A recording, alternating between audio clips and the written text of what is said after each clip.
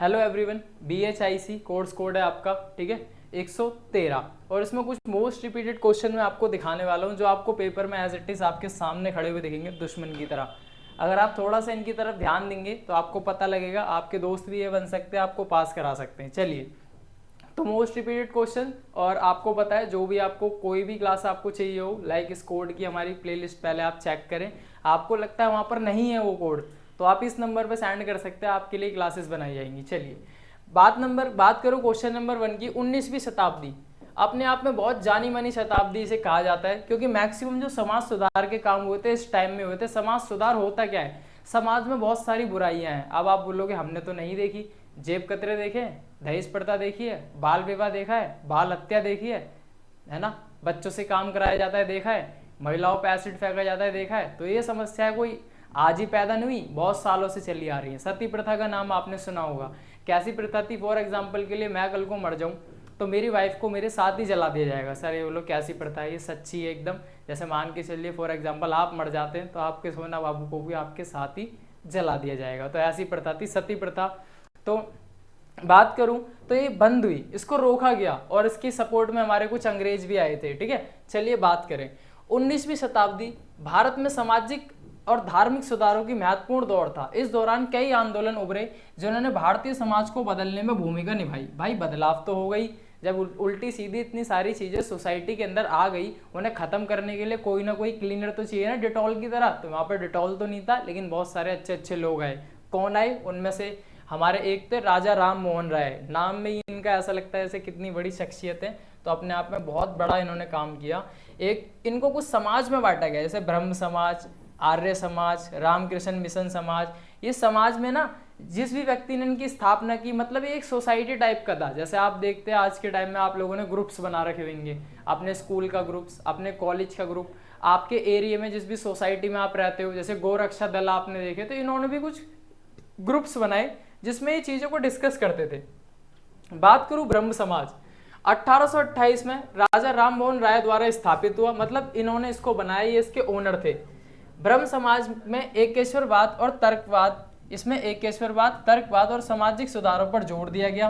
जैसे for example के लिए आपसे कहे इग्नू वाला को स्थापित किसने किया, उसकी स्थापना किसने की, तो मैं कह सकता हूँ मैंने की, हमने की। तो ऐसे ही ब्रह्म समाज को स्थापित करा राजा राम मोहन राय ने 1828 में। इसमें वर्क किस किस पे किया जाता था? मतलब भाई स्थापना तो कर दी, अब काम क्या होता है इसके अंदर? सामाजिक सुधार का, लॉजिकल चीजों का।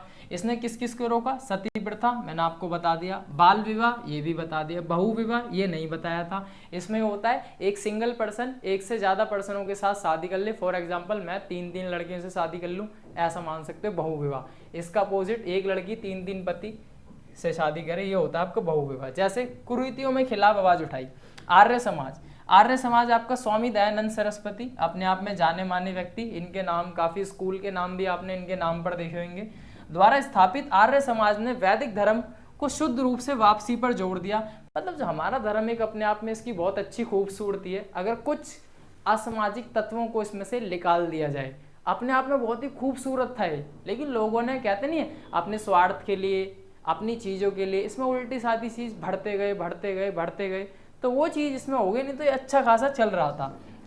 इसमें कर्मकांडों, मूर्ति पूजा और जातिवाद का विरोध किया। फॉर एग्जाम्पल के लिए देखिए, मैं किसी भी धर्म की बुराई नहीं करता, हम अपने घरों में हमारी कुछ मूर्तियां होती हैं, हम उनकी पूजा करते हैं। लेकिन मैं अक्सर देखता हूँ जब वो मूर्ति टूट जाती है या उनमें कुछ दिक्कत हो जाती है, तो लोग उन्हें पेड़ों के नीचे या मंदिर के आसपास रख के चले जाते हैं, और उन जगहों पे ही लोग कूड़ा फेंकते हैं, कुछ कुछ करते हैं। देखो बोलना तो नहीं चाहिए, पी के मूवी में यही चीज दिखाई गई थी। और आप मानो या ना मानो, मैंने भी वो बदलाव महसूस करा। मैं उस टाइम से अब तक कोई नई मूर्ति नहीं लाया। तो मूर्ति पूजा अपने आप में गलत नहीं, गलत ये है वो मूर्ति आपके घर में एक ऐसे स्थान पर रखी थी जहां आप सुबह शाम उसकी पूजा करते थे, बस एक छोटी सी टूट की वजह से क्या वो मूर्ति अपवित्र हो गई? क्या उन भगवान में कोई कमी आ गई? तो आपको सोचना चाहिए दोस्तों, आप भी सोचो क्या ये चीज सही थी या गलत। आइए, रामकृष्ण मिशन, स्वामी विवेकानंद द्वारा स्थापित की रामकृष्ण मिशन सभी धर्मों को सार्वभौमिक और भक्ति योग पर जोड़ दिया। इन्होंने ये नहीं कहा कोई भी धर्म छोटा होता है, बड़ा होता है, सबको समान अधिकार मिले, सब तरक्की करे, कोई भी ऊंचा नीचा ना रहे, बैलेंस में चीजें चले। तो आपको 3 समाज मैंने बताए, ब्रह्म समाज, आर्य समाज, रामकृष्ण मिशन। ब्रह्म समाज राजा राम मोहन राय, आर्य मिशन स्वामी दयानंद सरस्वती, रामकृष्ण मिशन स्वामी विवेकानंद जी। तो इन्होंने मैंने, और देखो सभी ने ना, पेपर में तुम भूल जाओ इसे लिखना या मत लिखना, इससे कोई दिक्कत नहीं है, लेकिन आपको एक ट्रिक बताता हूँ, सभी ने समाज सुधार पर काम किया है। सती प्रथा, बाल विवाह, बहु विवाह, मूर्ति पूजा, कर्म कांड, जाति, अस्पृश्यता, छुआछूत, ये कुछ कॉमन पॉइंट है। किसी भी पॉइंट में लिख दोगे ना, एग्जामिनर को खुद नहीं पता लगेगा काटूं या सही करूं। चलिए बात करते हैं नेक्स्ट की, क्योंकि 20 नंबर चाहिए तो 3 समाज बताने से काम नहीं चलेगा, कुछ और भी चाहिए। थियोसॉफिकल सोसाइटी, राधा कृष्ण आंदोलन, अलीगढ़ आंदोलन। चौथे पॉइंट को बाद में समझाएंगे, क्योंकि ये हमारी कोई अंग्रेज हैं, हेलेना पैत्रोवना, इन्होंने बनाया था ये, इनको थोड़ा लास्ट में लेंगे, पहले अपने यहाँ के लेते हैं। राधा कृष्ण आंदोलन चंद्रमोहन राधाकृष्ण द्वारा स्थापित किया गया। राधा कृष्ण आंदोलन ने हिंदू धर्म और दर्शन में पुनरुत्थान मतलब इसको पहले से स्ट्रॉन्ग किया, जो चीजें इसमें थोड़ी बहुत ऐसी आ गई थी जो नहीं आनी चाहिए थी उन्हें दूर हटाने का काम किया।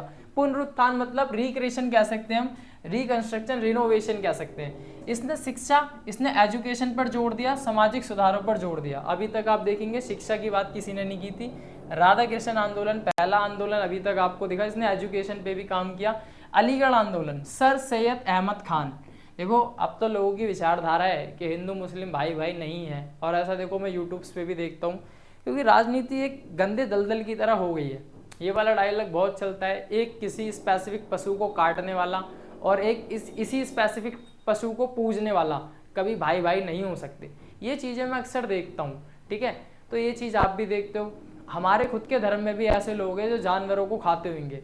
आप तो ये खुद ही देख लो, आप कोई स्पेसिफिक धर्म किसी को खाता है या किसी को नहीं खाता, ये चीज़ आपको खुद समझनी चाहिए, ठीक है। तो यहाँ पर क्या है, सर सैयद अहमद खान द्वारा स्थापित अलीगढ़ आंदोलन में इन्होंने क्या किया, मुसलमानों की भी शिक्षा और आधुनिकीकरण पर ध्यान दिया। इन्होंने मुस्लिम समुदाय को ब्रिटिश शासन के प्रति अधिक सकारात्मक दृष्टिकोण अपनाने के लिए किया, ठीक है। सभी आंदोलनों का मोटिव क्या था, सोशल इविल्स को दूर करना, सोशल प्रॉब्लम्स पे वर्क करना, उन पर मतलब प्रहार करना, ठीक है। इन आंदोलनों के अलावा कई अन्य सामाजिक धार्मिक सुधार आंदोलन भी 19वीं शताब्दी को गोल्डन एरा कहा जाता है। अगर आप कहो ना कि हाँ भाई सुधार हो रहे थे, मतलब छटाई हो रही थी, पिटाई हो रही थी, गंदी गंदी चीज़ों को बाहर फेंका जा रहा था, तो ये एक ऐसा टाइम पीरियड आपका रहा जब सबसे ज़्यादा वर्क किस पे हुआ, समाज को सुधारने पे, समाज में फैली हुई गंदगी को बाहर निकालने पे, उन्हें रोकने पे। ऐसा काल ये कहा जाता है 19वीं शताब्दी का काल, ठीक, क्लियर है। इन आंदोलनों के प्रभाव, अब आप में से कुछ दोस्तों को लगेगा कि ये आंदोलन तो आपने करवा दिए, क्या इनसे कुछ फायदा भी हुआ था या बस ऐसे ही पढ़ाए जा रहे हो आंदोलन आंदोलन।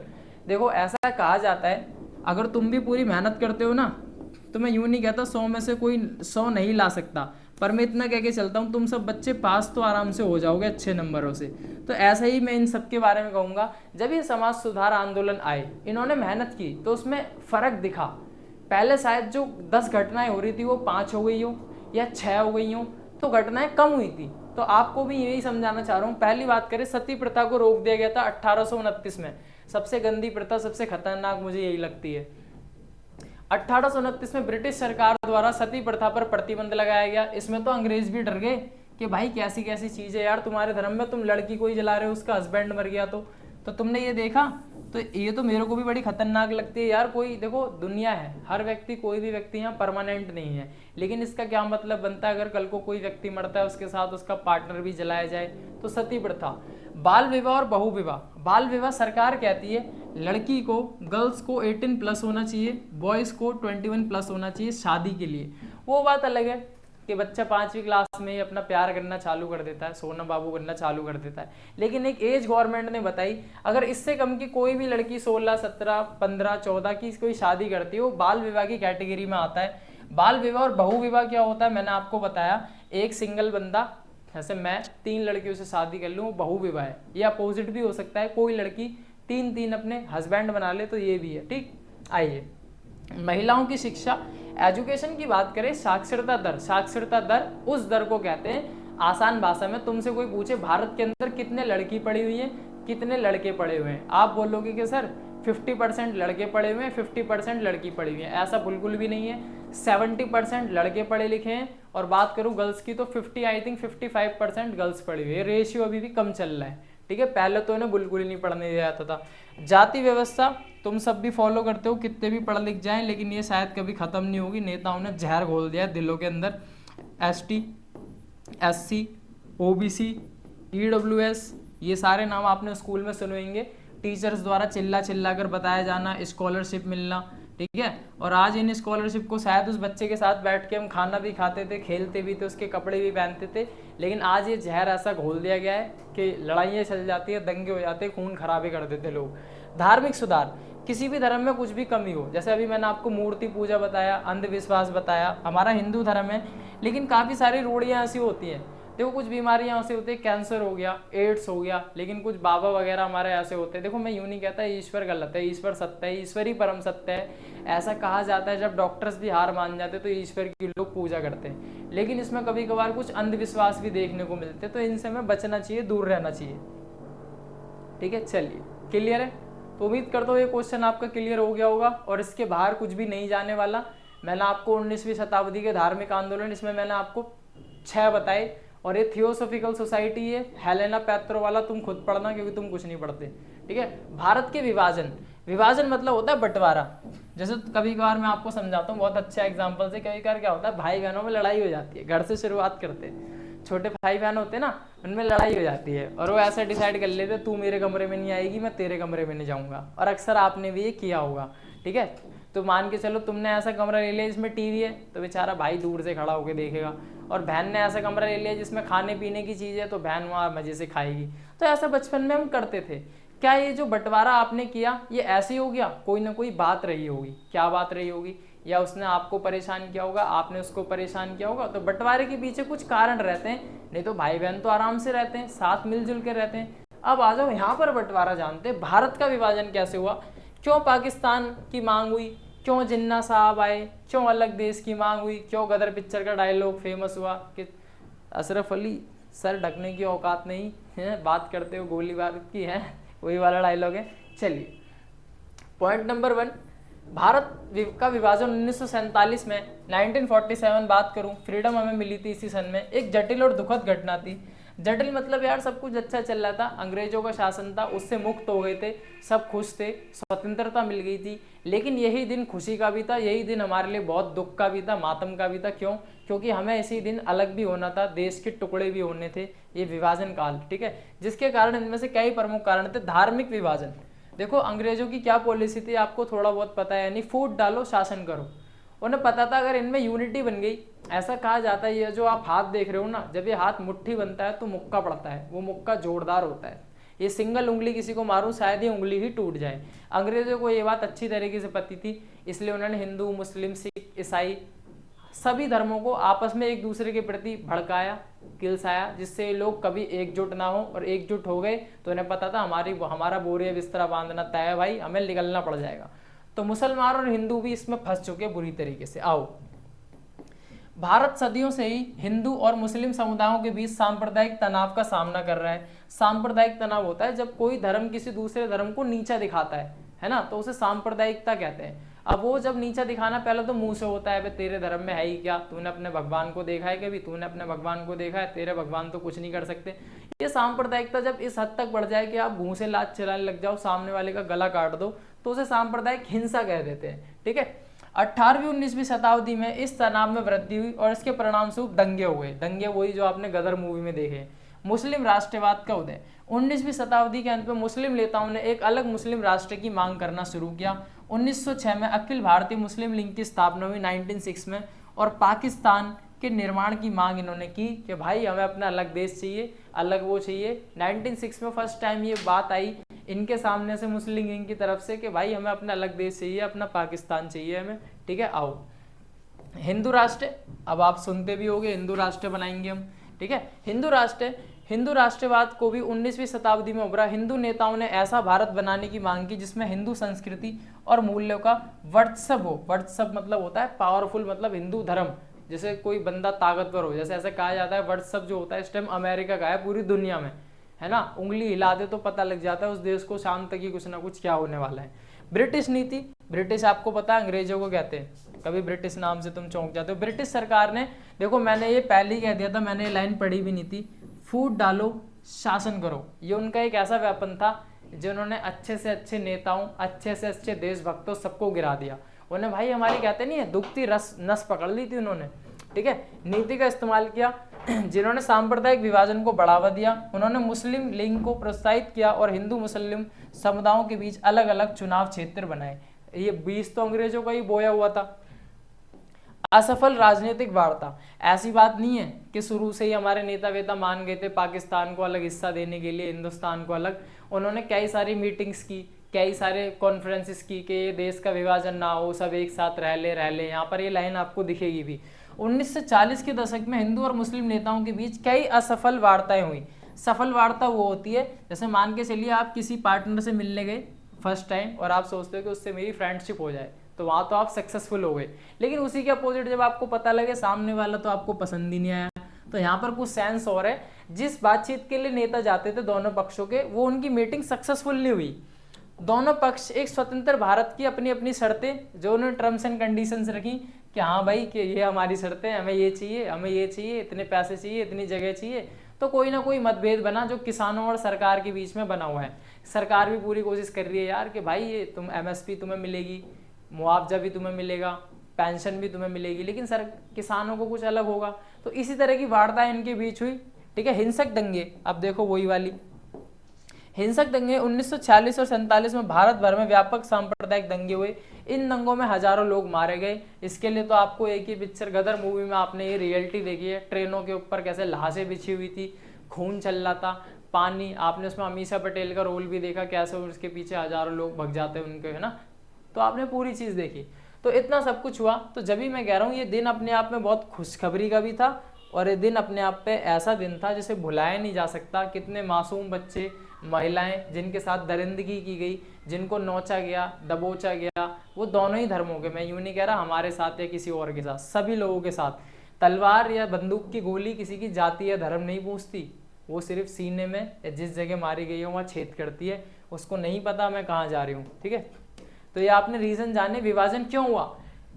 धर्म की वजह से मुस्लिम राष्ट्र का उदय, हिंदू राष्ट्रवाद, ब्रिटिश, इन्होंने तो सबसे बड़ा काम करा था। जो भी उनके बीच वार्ताएं हुई, कॉन्फ्रेंस हुई, कभी सक्सेसफुल नहीं हुई। लास्ट एंड ऑन क्या हुआ, दंगे भड़क गए, ठीक है। माउंटबेटन योजना, लॉर्ड माउंटबेटन ये अपने आप में एक अंग्रेज अधिकारी है, इनके बारे में आपने सुना भी होगा, ठीक है। लॉर्ड माउंटबेटन अंतिम वॉयसराय, ये ब्रिटिश राज जो हमारा शासन था इनका हमारे भारत के ऊपर, उसके अंतरिम वॉयसराय थे। ये एक पोस्ट होती है, मुझे अभी डिटेल में नहीं पता और पेपर में आएगा भी नहीं कि वॉयसराय क्या होता है, इसके बारे में बताओ, ठीक है। भारत को स्वतंत्र भारत और पाकिस्तान में विभाजित करने की योजना तैयार की। यह योजना जल्दबाजी में तैयार की गई और इसमें कई खामियां थी। तो ये जो प्लान बनाया था ना, अंग्रेजों को शुरू से ही पता थी इन्हें अलग अलग कर देते हैं, ठीक है। एक तो शुरू से ही कमजोर करना चाहते थे, उन्हें पता है। तो लॉर्ड माउंटबेटन का इसमें महत्वपूर्ण योगदान रहा, ठीक है। इन सभी कारकों के स्वरूप जो भी आपने ऊपर पढ़े, सबसे बड़ा कारण था कि 1947 में जो विभाजन हुआ, जो मौतें हुई, जो दंगे हुई, जो हिंसा हुई, ये सारे रीजंस थे। अब मैं आपको की पॉइंट बताता हूँ। कुछ हमारे दोस्त बोलते हैं पेपर में इतना छोटा लिखेंगे, नंबर कैसे मिलेंगे।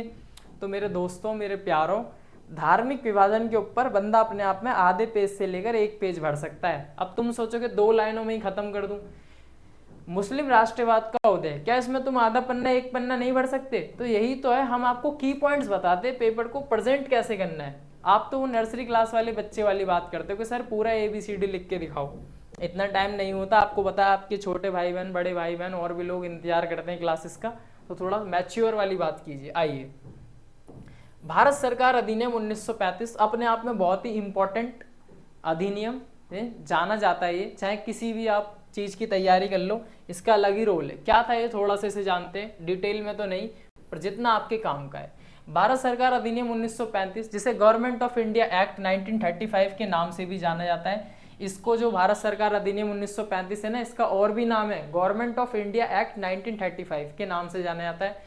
ब्रिटिश सरकार द्वारा पारित किया गया एक महत्वपूर्ण कानून था। अंग्रेजों द्वारा लाया गया एक लॉ था, एक नियम था, एक कानून था। कौन लेके आया था, अंग्रेज। क्योंकि टाइम तुम्हें दिख रहा है, इस समय तक हमें आज़ादी नहीं मिली थी, तो कॉमन सेंस लगाओ, अंग्रेजों ने ही बनाया होगा।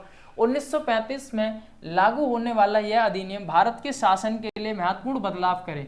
मतलब जो हमारे यहाँ अंग्रेजों का शासन था उसमें कुछ इंपॉर्टेंट चेंजेस हुए। किस वजह से हुए, क्यों हुए, सब कुछ चल तो रहा था भाई। भारत सरकार, ये जो अधिनियम था ना आपका गवर्नमेंट ऑफ इंडिया एक्ट, इसकी वजह से आने से कुछ चेंजेस किए गए। वो चेंजेस क्या थे अब तुम यहाँ पर देखोगे। संघीय प्रणाली, प्रांतीय स्वायत्ता, विधान परिषदों का गठन, संघीय न्यायालय, अल्पसंख्यकों की सुरक्षा। अब यहाँ पर जानो क्या था संघीय प्रणाली। इस अधिनियम में भारत में पहली बार संघीय प्रणाली की स्थापना की। देश को केंद्र और प्रांतों में विभाजित किया गया। इससे पहले जो आपका देश था, अंग्रेजों ने क्या उनको बना रखा था, कैसे कैसे एरिया डिवाइड कर रखे थे, वो सब हटा के अब दो पार्ट्स में से बांटा। एक तो आपको कुछ पार्ट्स को तो अपना सेंटर में रखा गया, केंद्रों में रखा गया, और कुछ पार्ट्स को आपको प्रांतों में डिवाइड किया गया। ठीक, तो यहाँ पर क्या हुआ, आपका पार्टीशन हुआ दो पार्ट्स में, प्रांत और केंद्र। प्रांतीय स्वायत्ता क्या थी, प्रांतों को अधिक स्वायत्ता दी गई। ठीक है, अधिक स्वायत्ता मतलब भाई जो भी कर सकते, अपनी पुलिस रखो, अपने रूल्स बनाओ, अपने रेगुलेशंस बनाओ, अपने टैक्सेस लगाओ। तो प्रांतों को यह छूट ज़्यादा दी गई, जिसमें शिक्षा, स्वास्थ्य, पुलिस जैसी महत्वपूर्ण सुविधाएं शामिल थी। प्रांतीय स्वायत्ता, क्योंकि दो पार्ट्स में ऊपर बटी ये चीज़ें, ये कलर चेंज करके दिखा रहा हूँ। तो प्रांतों को जो इसमें दी थी ना, वो थोड़ी इन्हें ज़्यादा फ्रीडम दी कि भाई तुम अपनी अलग पॉलिसी वॉलिसी जो मर्जी तैयार करो। विधान परिषद, प्रत्येक प्रांत में 2 विधान परिषद थी। जैसे मान के चलो 10 प्रांत है तो उसमें कम से कम अपनी 20 विधान वो होगी आपकी विधान परिषद। यानी कि एक आपका प्रांत है तो उसमें 2 आपकी विधान परिषदें होंगी। ऊपरी सदन जो अब भी कहा जाता है लोकसभा, राज्यसभा, आपने पढ़ा होगा। निचला सदन, ये चीज़ तो अब भी हमारे इंडियन कॉन्स्टिट्यूशन में आपने देखी होगी। संघीय न्यायालय का था, कोर्ट कहते हैं। एक संघीय न्यायालय की स्थापना की गई जो भारत की सर्वोच्च न्यायालय थी। अल्पसंख्यक कौन होता है, समाज का ऐसा वर्ग जैसे आपके पारसी हो गए, यहूदी हो गए, जैन हो गए, बौद्ध हो गए, जो बहुत ही कम पाए जाते हैं, जिनकी संख्या बाकी धर्मों के लोगों के मुकाबले बहुत ही कम है। ऐसे होते हैं अल्प मतलब कम, संख्यक मतलब संख्या, ऐसे लोग। अल्पसंख्यकों के लिए अधिकारों की रक्षा के लिए विशेष प्रावधान किए गए। तो इस रूल के अंदर क्या क्या चीजें थी, इसमें संघीय प्रणाली में 2 पार्ट्स में चीजों को बांटा, एक तो आपकी केंद्र पे और एक आपकी प्रांत लेवल पे। दूसरा जो आपका प्रांत था उन्हें थोड़ी ज़्यादा पावर दी गई, अपने रूल बना सकते, अपनी पुलिस रख सकते, अपनी एजुकेशन वगैरह में सुधार करें। इनको 2 पार्ट्स में फिर यहाँ पर और दिखाया गया। विधान परिषद बनाई गई, जैसे एक को ऊपरी सदन, दूसरी को निचली सदन यहाँ पर कहा गया। ठीक, बात करें इसके प्रभाव क्या करे। अब ये एक्ट भी बन गया, प्रांतों में भी बट गया, केंद्र में भी बट गया, प्रांत को थोड़ी ज़्यादा पावर भी दी गई, अल्पसंख्यकों के लिए सुरक्षा की बात भी की गई, उनको थोड़े स्पेशल नियम भी दिए गए। अब जानते हैं इसमें क्या क्या इंप्रूवमेंट हुई, इसके क्या इफेक्ट पड़े। भारत सरकार अधिनियम 1935 भारतीय स्वतंत्रता आंदोलन और संवैधानिक विकास पर इसका महत्वपूर्ण प्रभाव पड़ा। क्यों, स्वतंत्रता आंदोलन को गति मिल गई, इससे भारतीयों को अधिक राजनीतिक शक्ति प्रदान की गई, क्योंकि इससे पहले मैक्सिमम जो रूल रेगुलेशंस थे अंग्रेजों के चल रहे थे, अब थोड़ा सा हिस्सा तुम्हें भी हमें भी मिला, तो हम भी कुछ सोचते थे, समझते थे, चीज़ों को जानने लगे। संवैधानिक विकास, इसने भारत के संविधान के लिए महत्वपूर्ण ढांचा प्रदान किया। इसकी कुछ बुराइयां भी हुई। ठीक है, संघीय प्रणाली कमजोर, अल्पसंख्यकों के लिए अपर्याप्त सुरक्षा, भारतीयों की भागीदारी कम। नाम के लिए तो ये थी, लेकिन मैक्सिमम इसमें जो ऑफिसर्स वगैरह थे वो आपके अंग्रेज ही थे, तो यहाँ पर कुछ इसमें बुराइयां हुई। जैसे कि बताया गया भारतीयों की भागीदारी कम, ठीक है, कम संख्या में इनके वो। दूसरा, अल्पसंख्यक मैंने अभी भी आपको बताया था कौन होते हैं, इनकी सुरक्षा को भी कम रखा गया। संघीय प्रणाली आपकी कमजोर थी। ठीक है, जो भी हमारी सेंट्रल लेवल पे जो वर्क करती है अपना सिस्टम, वो थोड़ा वीक बनाया गया। केंद्र सरकार के पास ज़्यादा ना, प्रांतों के पास शक्तियाँ, केंद्र सरकार के पास प्रांतों पर महत्वपूर्ण शक्तियाँ थी। ठीक है, वो ऊपर भी आपने देख लिया था। इसी के साथ इस क्लास का लास्ट क्वेश्चन, और इसकी प्लेलिस्ट में आप जरूर देखना। खत्म करते हैं इसे, गरम दल और नरम दल, शॉर्ट नोट्स आता है। ये होता क्या है, मैं आपको आसान भाषा में समझाता हूँ। आप और आपका दोस्त ले लो, आपका दोस्त कोई ना कोई ऐसा जरूर होगा गर्ल्स या बॉयज़ में जो जल्दी गुस्सा आ जाता होगा, है ना। एक तो ऐसा बंदा होता है जो लड़ाई को सॉल्व करता है, कोई बात नहीं भाई गलती हो गई, सॉरी यार, मैं तेरे लिए नया ला दूँ। दूसरा होता है कि रैपट छोड़ देता है। तो ऐसे ही हमारे कुछ नेता थे, लीडर थे, कुछ व्यक्ति थे जिन्हें 2 कैटेगरी में बांटा गया, गरम दल, नरम दल। मैंने आसान भाषा में आपको समझाया। जो ऐसे लोग थे बातचीत से, सुलह से, गले मिलकर मैटर्स को सॉल्व करते थे, उसे नरम दल किया गया। और जो गुस्से वाले थे, डंडे, चाकू, लाठियाँ, मुंह से थप्पड़ चलाते थे, उन्हें गरम दल किया गया। अब मैं आपको समझाता हूँ इसके कौन कौन से नेता थे। गोपाल कृष्ण गोखले, गांधी जी का राजनीतिक गुरु कहा जाता है इन्हें। दादा भाई नौरोजी, है ना, इनको भी आप जानते हो। महादेव गोविंद रनाडे। अब इनकी क्या विचारधारा थी ये सुनो। क्रमिक सुधारों पर विश्वास करते थे, शांतिपूर्ण ढंग से और कानूनी तरीके से लड़ाइयाँ लड़ते थे, ब्रिटिश सरकार के साथ सहयोग पर जोर, शिक्षा और सामाजिक सुधार पर ध्यान। कुछ अंग्रेज ऑफिसर्स अच्छे भी थे, सभी अंग्रेज बुरे नहीं होते, जो अच्छे थे उनके साथ हमारे भारतीय जुड़े, जो आपने पढ़े। अब आ जाओ भाई गरम दल। नेता देखो इनके, गंगाधर तिलक, विपिन चंद्र पाल, इनको ऐसा कहा जाता था, जहाँ तक आपने पढ़ा होगा, लाल बाल पाल।